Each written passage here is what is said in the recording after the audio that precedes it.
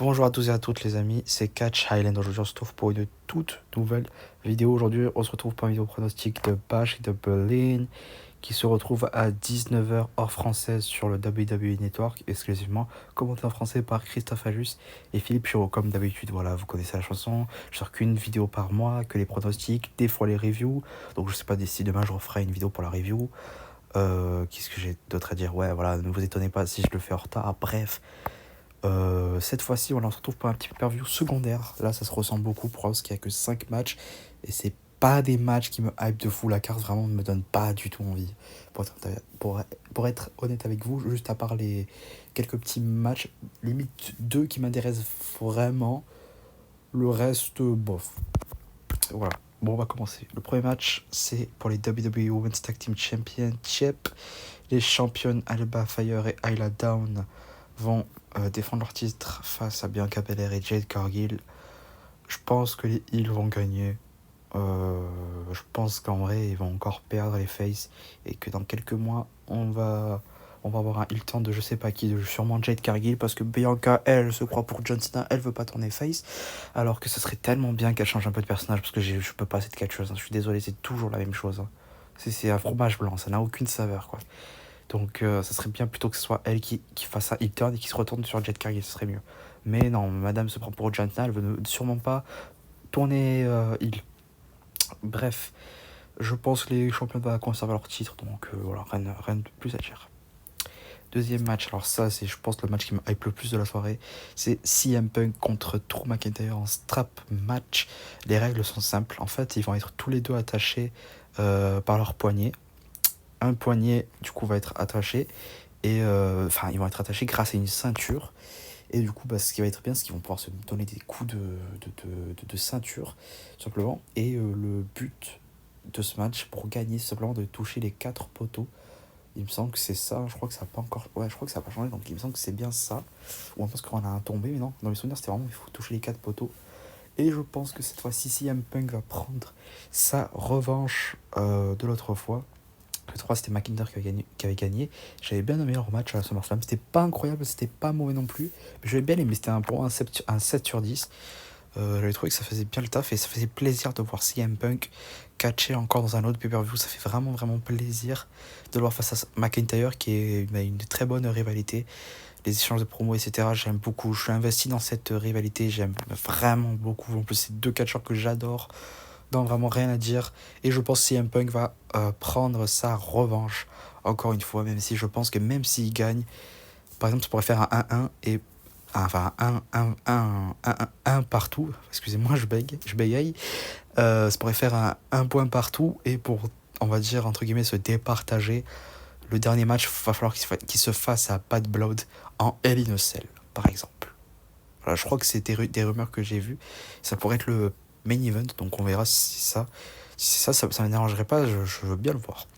Mais pour moi, dans ce match-là, on va avoir un très bon match. Ce sera CM Punk qui va gagner le match. Le troisième match, c'est un Mixed Tag Team match, puisque c'est Dirty Dominic Mysterio et Liv Morgan. Ils vont faire équipe, la championne World Women's, face à Damien Priest et Rhea Ripley. Qu'est-ce que j'ai à dire? J'aime bien, c'est pas non plus la rivalité du siècle, quoi. Ça m'intéresse de voir. Non, ça m'intéresse pas. Ça m'intéresse pas tellement, mais intéressant parce que c'est des catcheurs quand même que j'aime bien, tous. Et je pense que les Heels vont gagner. Dominique et Liv Morgan. Ça serait trop facile si Damien Priest et Rhea Ripley gagnent. À mon avis, je pense que ça serait un peu trop bête de les faire gagner, ils n'en ont pas besoin. Je pense Dominique et Liv Morgan le méritent pour être un petit peu plus crédible. Même si Liv Morgan elle est déjà crédible, Dominique commence à être un petit peu plus crédible. Parce que l'autre fois, c'est lui qui a encore une fois fait le tomber sur son père, Rey Mysterio. Le match à Raw, là, en tag team match, je crois que c'était. Et voilà, ça c'était la LWO contre Judgment Day. C'était Dominique Mysterio qui avait porté le dernier tombé. Le tombé final pour finir le match. Et ça fait plaisir. J'aimerais bien qu'il soit un petit peu plus crédibilisé, ce catcher, parce qu'il le mérite bien. C'est un bon catcher, je trouve. Et même les autres, Damien Priest, quelqu'un que j'aime beaucoup, Rhea Ripley, oui, ça va. Même si l'autre fois, c'est vrai que j'avais dit que je l'aimais pas trop, mais voilà, ça reste une bonne catcher. Et le Morgan, elle fait le taf. Voilà. Mais je pense que c'est du coup les Heels qui ont gagné, Dom Dom et Liv. On passe au quatrième match. For the undisputed WWE Championship, c'est The American Nightmare, Cody Rhodes contre The Prize Fighter, KO, Kevin Owens. Match intéressant. On va pas se le cacher. Mais c'est pas vraiment la défense de titre qui me fait rêver, quoi. On a vu qu'il y avait une petite tension qui s'est créée entre les deux. Cody Rhodes apparemment blessé ou pas blessé. Kevin Owens qui, entre guillemets, lui fait de la peine. Genre, il dit, mais mec, t'es blessé. Si tu veux vraiment qu'on fasse pas ce match, ça me dérangerait pas. Viens, on ne fait pas le match. Et Cody fait, non, je suis à 100%. Je veux catcher, je veux me battre sur ce ring. Et Kevin lui dit, mais mec, vraiment, t'es tellement blessé que genre demain, ça va me faire mal au cœur quand je vais te prendre le titre de la WWE. Et là, Cody, ça ne l'a pas plu. Lui, il a dit, mais mec, là, je pense que tu réfléchis un peu trop. Je pense que c'est plutôt moi demain qui va repartir avec le titre et tu verras c'est qui va gagner. Bref, il y a une petite tension qui s'est installée. Après, c'est vrai que c'est chiant. Son règne de Cody, le pauvre, dommage qu'il n'y a pas une réelle rivalité contre Solo Sikoa. Ça m'a fait plaisir, c'est vite fini parce que putain de merde, encore contre la Bloodline. Le mec qui en fait il est fait pour la WWE juste pour contre la Bloodline, ça c'est vraiment chiant. Il est revenu que pour faire une réalité face à la Bloodline. Donc ça m'avait un peu saoulé contre Solo Sikoa. J'avais beaucoup aimé par contre la rivalité avec AJ Styles et Logan Paul. Deux rivalités qui m'avaient bien fait kiffer. Après, c'était pas non plus les rivalités de l'année. AJ Styles, ça manquait de booking. Ça aurait pu être encore mieux, mais je trouvais que ça manquait de promo, genre je sais pas, de provocation, etc. Et là, Kevin Owens, il n'y a pas de rivalité quoi entre les deux. C'est juste un match en simple, hein, où limite une petite tension, mais pour moi, il va rien se passer. Owens, il va pas du tout faire de heel turn. Et spoiler alerte, je le vois pas du tout repartir champion du monde, quoi. Je le vois pas déjà champion de la WWE, et je le vois pas, lui, détrôner Cody Rhodes. Donc, évidemment, que pour moi, c'est Cody Rhodes qui va conserver le titre de la WWE et qui reste dans cette lancée-là. Je suis curieux de voir c'est qui son prochain adversaire, par contre. Parce qu'en plus, Bad Blood, ça va être chez lui en Atlanta, en Géorgie. Donc, bien curieux de voir qui pourrait être son adversaire. On verra ça dans les semaines suivantes. Mais voilà, c'est un match qui m'intéresse quand même parce que j'aime beaucoup Kevin Owens. J'aime Cody Rhodes aussi, maintenant j'aime bien. Et Kevin Owens, ça a toujours été un catcheur que j'adore. Donc je sais qu'on risque d'avoir un banger, on risque d'avoir le meilleur match de la soirée, limite. Donc je sens que ça va être un bon match, mais pour moi, évidemment, 100% que Cody Rhodes conserve le titre de la WWE. Et le main event, je pense que ça va être le main event, c'est sûr, hein, de toute façon. C'est Gunther. Ah, c'est vrai qu'il est pas allemand. Ah mais merde, il est autrichien. Mais bon, c'est pas grave. Pour la WWE, c'est tout pareil. Hein. Kevin Owens, pour eux, c'est des Français. Bref, c'est pas intéressant. Gunther, le champion du monde poids lourd, va défendre son titre face à The Viper. Randy Orton, le 14 fois champion du monde, ex-aequo avec Triple H. Il est en numéro 2 sur la liste des mecs qui ont le plus de fois été champion du monde. Bref. Déjà, oui, c'est un match qui m'intéresse un peu, mais je suis un peu déçu. Comme première défense pour Gunther, j'aurais voulu que ce soit genre Jey Uso ou Ilya Dragunov, ou sinon qui ou Sami Zayn. Bref, d'autres mecs du roster de Raw pour au final voir Randy Orton contre Gunther, quoi. Alors bon, oui, c'est vrai que c'est intéressant, ils avaient fait un bon petit match à King of the Ring. Dommage que je ne l'ai pas revu, mais dans mes souvenirs, c'était vraiment un bon match. Et je suis quand même curieux de voir ça, mais c'est pas réellement la chose qui m'attendait le plus. En plus, c'est un catcheur de Raw, Gunther, contre un catcheur de SmackDown. Ça a un peu ni queue ni tête, je trouve. J'aurais plutôt voulu voir un Cody contre Randy Orton, voilà quoi. Ça aurait été plus crédible.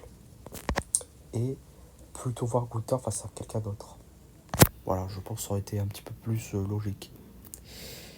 Donc, je pense évidemment que Gunther va conserver le titre. Je vois pas du tout Orton 15 fois champion du monde, ou à moins s'il gagne le titre et que du coup il conserve, et à la fin, bon là, le fantasy booking, il conserve le titre, enfin qui prend le titre World Heavyweight, il était même 15 fois champion du monde, et qu'il affronte John Cena à WrestleMania. John Cena pourrait gagner Royal Rumble 2025 et il l'affronte à WrestleMania 41. Je le vois pas tellement arriver. Franchement, je crois pas en ce scénario-là. Non, je pense que ça va être un match en 5 déjà. Bah, bon, ça, là, franchement, je pars trop loin. On y reviendra quand je parlerai du Royal Rumble et de WrestleMania. Donc ça, c'est vraiment trop lointain. Mais je sais pas, je vois pas Orton 15 fois champion du monde. Pour moi, il n'y a aucun monde où Orton devient 15 fois champion du monde. Gunther, il va faire un très très long règne. Rien que de voir le titre NXT UK et le titre intercontinental aussi, c'est une dinguerie. Il a déjà 2 records de mec qui a qu'on peut dire ça, qui a eu la ceinture pendant le plus longtemps. C'est lui qui a eu la NXT UK Championship pendant le plus longtemps. Et le championnat intercontinental, c'est lui qui l'a eu pendant le plus longtemps. Il a battu le règne historique du Honky Tonk Man. Donc je vois très bien que le règne va être long, hein, évidemment, celui-là aussi. Plus c'est le championnat du monde cette fois-ci. Et je suis bien content quand même qu'il a gagné le titre l'autre fois. J'avais beaucoup aimé le match contre Damien Priest. Et ce match, c'est pas celui que je m'attendais le plus pour sa première défense de titre, mais ça reste quand même Gunther contre Randy Orton, la classe, sérieusement. Donc oui, ça reste un match que j'ai envie de voir et j'ai quand même assez hâte de voir ce pay-per-view. Bon ben voilà, c'était tout pour cette vidéo. J'espère que vous avez aimé cette vidéo. N'hésitez pas à liker, à commenter, à partager. Je verrai si demain je fais la review comme d'habitude. Mais vu que ce pay-per-view là il finit plus tôt, je trouve que c'est trop bien. Par contre ça c'est vraiment trop bien. Cette année on a eu beaucoup de pay-per-view en Europe, ce qui fait qu'à chaque fois ça commence à 19h, 20h, etc. Même cette année en Australie c'était Elimination Chamber et on avait eu à 11h du matin, heure française. Ça faisait vraiment plaisir d'avoir un pay-per-view tôt comme ça. Non, voilà, ça m'a fait vraiment plaisir cette année. Enfin, après, c'est pas fini. Enfin, quoique, je crois que c'est fini. Hein. Sur Series, dans mes souvenirs, c'est aux États-Unis évidemment. Il y a pas de Blood aussi. Mais voilà, c'est bien. On a eu beaucoup de pay-per-view européens pour pouvoir les regarder tôt.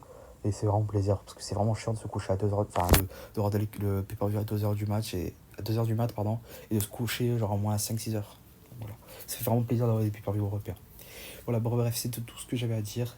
N'hésitez pas à liker, à commenter, à partager. C'était Catch Island. Ciao!